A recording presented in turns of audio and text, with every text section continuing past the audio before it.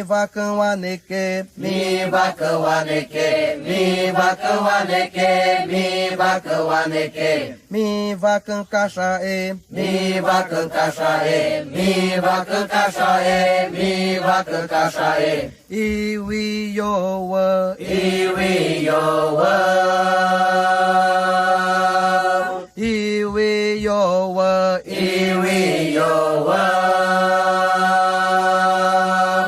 Xoxó parante, Xoxó parante, xoxó parante. Nessa hora que estou aqui diante do fogo, junto com vocês, eu quero falar um pouco da minha história, de tudo que vivi até hoje. Começando quando a minha mãe ficou gestante e toda a aldeia ficou muito alegre. Eu não entendia o porquê de tanta alegria. E aí fiquei pensando o motivo da minha mãe ter entrado de resguardo junto com meu pai. Ele parou de caçar e não pescava mais. Quem trazia a comida era o caçador e o pescador, porque meu pai e minha mãe não podiam pegar instrumento de caça e pesca, porque senão eles ficavam panema.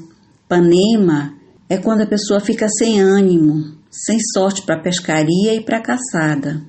Então, meus irmãos, minha mãe, meu pai e eu, todos comemos a comida que o caçador e o pescador trazia, porque a gente entende que o neném é uma extensão dos pais, e tudo que os pais fazem enquanto a criança está na barriga da mãe, ela é prejudicada, porque ainda não tem defesa. Depois a minha mãe ficou pálida, ela ficou com sangue fraco, e então veio a herveira fazer chá para ela de folha de pariri com outras folhas, para ela ficar melhor. E ela ficou melhor. Depois ela ficou bem e começou a parteira vir puxar a barriga dela para ver se o neném estava bem, se estava tudo bem com a minha mãe. Ela veio várias vezes para puxar a barriga da minha mãe, para saber se estava tudo certo com ela. Não passou muito tempo, minha mãe começou a sentir dor de parto. Veio a parteira, a mãe da minha mãe, a minha avó, o pajé, o cacique, a herveira, a rezadeira e uns guerreiros.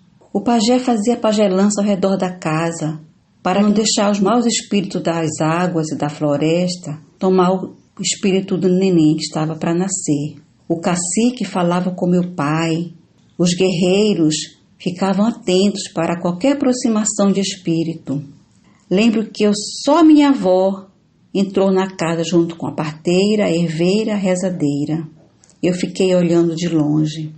Quando o neném nasceu, todos ficaram muito alegres, porque ele trazia com ele a esperança que a nossa cultura não ia morrer. Meu pai ainda passou uma semana de resguardo depois do nascimento do neném. Minha mãe ficou uns 40 dias. Depois do resguardo, a minha mãe fez a festa da criança pequena. Ela pintou as mãos e os pés da criança de genipapo. Depois, a minha mãe passava as mãos pelo corpo. Foi aí que ela fez a sua própria pintura. Ela pegava e ia pintando o corpo dela. Isso é muito importante, que o neném faça a sua primeira pintura, porque se vir outra pessoa pintar a criança e a criança ficar pálida, é porque o espírito dela não se uniu com o da outra pessoa. Depois que saiu os primeiros dentes do neném, foi feita a festa da criança. Nessa festa, a minha mãe pulou com ela. Acho que ela já tinha uns 5 ou 6 meses, mas minha mãe já estava esperando outro neném. E ela ficava cansada, porque a festa durou o dia todinho. Então ela dava tipóia para minha tia pular com o neném. E quando ela descansava, voltava a pular. Nessa festa, a criança comeu a primeira alimentação sólida, que foi a nambuzinha branca que meu pai caçou um dia antes da festa. Ela pintou a minha irmã todinha de genipapo. Minha irmã ficou toda preta, ela e outras crianças da mesma idade, que também iam participar da festa. E quando elas ficaram juntas, todas pintadas, elas choraram, porque elas não se reconheciam. E só depois de muito tempo é que elas começaram a sorrir, porque elas se reconheceram. E foi colocado nelas a pena da nambuzinha, com uma cola de pau que tem no mato, e que grudou as penas da nambuzinha branca no corpo delas. E foi aí, tudo isso que aconteceu na festa da criança. Tudo que eu falei até agora se chama construção de pessoa. É todo um processo que a mulher, desde que ela fica gestante, o que antigamente para nós era ficar de bucho, mas essa palavra ficou feio, agora é ficar gestante. Então é todo um processo que acontece. E outra coisa que eu lembrei também é quando a minha irmã ficou com vergonha de ficar nua, andar nua pela aldeia. E aí veio o cacique e disse que ela tinha perdido a inocência. Agora ela não era mais uma criança. Então ela passou de Quarere a Curuminhauai. Ela passou de criança para uma menina. Outra coisa que eu lembro foi quando veio a primeira regra da minha irmã. Todo mundo ficou sabendo na aldeia e todos ficaram muito alegres. E daí começou o ritual de preparação. Ela foi para dentro do confinamento, o pajé veio e ela passou a comer comida diferente. Ela recebeu semente para fazer o colar que ela usou depois da festa. Só entrava lá nossa mãe e nossa avó, mãe da nossa mãe. Dias depois, ela saiu, teve que correr até onde estava o banho dela. Tinha um velho que corria atrás dela, ou também poderia ser uma criança, porque se ele alcançasse, ela voltaria para o confinamento, mas ela conseguiu chegar até lá. Porque se ela entrasse no confinamento, ela ficaria mais uns dias. E se eles alcançassem ela, era porque ela não estava preparada para cuidar de um idoso e nem de uma criança. Mas ela conseguiu chegar até onde minha avó havia preparado o banho de ervas para ela. Depois de dias, começou todo o ritual do mingau, onde ela usou o colar que tinha sido preparado no confinamento. Ela e outras meninas participaram. Foi aí que elas foram iniciadas. Elas tinham que ralar a mandioca, colocar no caldeirão e depois ficar mexendo. Lá pelas 3 horas da tarde, ela recebeu um beiju quente na cabeça, para não ficar louca quando ficasse gestante ou envelhecesse rápido. Depois, no mesmo ritual, ela ficou acocada e recebeu um calor do mingau quente, para que ela não tivesse problemas de barriga. Na sequência, ela recebeu um pedaço de quente de mandioca para pisar, para que os bichos como cobra não perseguissem ela. Em seguida, elas tomaram um banho e ficaram esperando o povo chegar. Veio todo mundo das outras aldeias para tomar o mingau que elas tinham preparado. E elas passaram a noite toda servindo mingau. E a cantoria durou a noite inteira, terminou 6 horas da manhã. Passado alguns dias, foi iniciado o trabalho para a festa do moqueado, ou festa da moça. Foi uma semana inteira, o povo caçando, fazendo cabanas perto da ramada, meninas dançando todas as noites. Somente no sábado, quando elas descansaram e voltaram a dançar o dia todo no domingo. Elas receberam a pintura do genipapo no sábado e no domingo elas estavam bem pretinhas. Daí vieram novamente todas as outras aldeias ao redor e todo mundo saiu das suas casas, ficaram próximo da ramada, o lugar das danças e dos cantos. Assim, às 6 horas da manhã do domingo, teve início na festa, com as meninas prontas para o cacique cortar a partinha delas. Em seguida, elas receberam roupa e o vazar, um cocar específico para a dança das iniciadas. Então a dança começou. Até as caruaras, os espíritos da mata, vieram para dançar. Tomaram o corpo de algumas pessoas visitantes que estavam lá e de pessoas da aldeia também, que estavam no meio da dança. E o pajé tirava a caruara com o maracá e com a fumaça do tauari. A festa durou até o pôr do sol e depois disso elas já estavam iniciadas e se quisessem já podiam sair dali para suas casas para viver junto com os meninos com quem elas dançaram.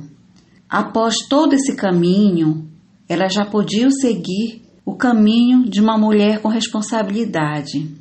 Eu percebi que minha irmã ficou só um tempo em casa, depois procurou o rumo dela, se juntou a um guerreiro e foi morar junto com ele e ficou gestante. Já tinha enfermeira no polo, dentro da aldeia, e foi falado para elas que elas tinham que ir para o hospital para fazer o tal do pré-natal, para poder ter a criança. Nessa hora percebi que o pajé ficou muito triste, assim como a parteira, a herveira, a rezadeira, porque elas não tinham mais como ficar perto dela. Lembrei que ela também ficou triste, porque a parteira aqui é como a segunda mãe para a mulher que está gestante. E aí começou a luta para ela ir para o hospital. Ela começou a ir para as consultas, junto com a enfermeira. A parteira já não pegava mais na barriga dela. Ela foi ter o filho no hospital e voltou com dor no quadril, além de se queixar de dor de cabeça.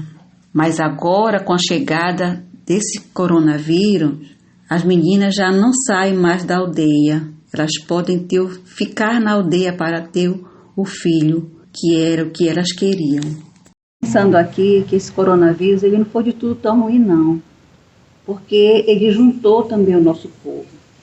Agora, as mulheres ficam na aldeia para ter a sua cria. Elas não saem mais para o hospital, porque elas estão com medo de se contaminar com esse coronavírus. Outra coisa também foram os jovens. Eles não estão tudo na aldeia agora. Por quê?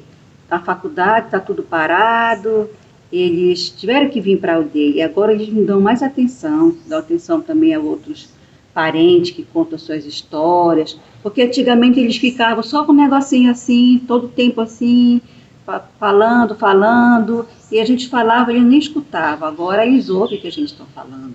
Agora eles dão mais valor para o que a gente fala. Outra coisa também que eu estava pensando juntou o nosso povo. A nossa cultura agora está mais forte.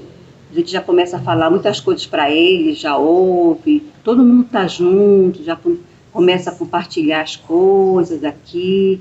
Isso é bom para nós, porque fortalece a nossa cultura. Mas, por outro lado, também teve um lado ruim desse vírus. Matou muita gente boa. Eu nunca vi tanta gente partir antes do tempo.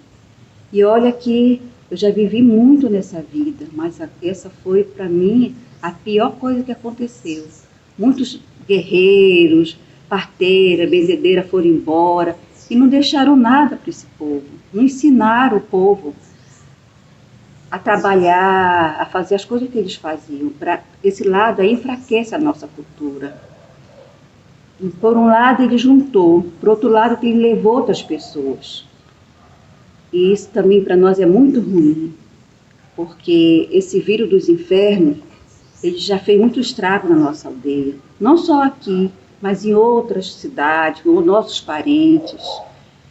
E infelizmente eu tenho que dizer para vocês que eu estou contando isso aqui, mas eu não sei qual é. Porque até essa vacina chegar, a gente não sabe quanto tempo vai levar para ela chegar para vacinar o nosso povo. Enquanto isso, o povo está morrendo. Mas não é só nós, não. Os caras aí lá fora também estão assim. Os médicos, os doutores, as enfermeiras também estão indo embora. Então, para esse vírus não tem ninguém bom, não. Não tem ninguém forte, não. Quando ele vem, ele leva mesmo. O que ele quer levar, ele leva. Então, aqui eu termino a minha história dizendo para vocês, eu espero ainda ter outras vezes para falar com vocês. Eu espero que essa vacina não demore a chegar aqui, que nosso povo seja fortalecido. É assim que eu termino a minha história. Mi vacão aneque, mi vacão aneque, mi vacão aneque, mi vacão aneque, mi vacão cachaê, mi vacão cachaê, mi vacão cachaê, mi vacão cachaê, iwi yowa, iwi yowa, iwi yowa, iwi yowa. Xoxó parante, Xoxó parante, xoxó parante, xoxó parante, xoxó parante, xoxó parante, xoxó parante, xoxó parante. tau tapu na machum, Tau tapu na machum, tau tapu na machum, tau tapu na machum, tau tapu na machum, tau tapu na machum, tau tapu na machum.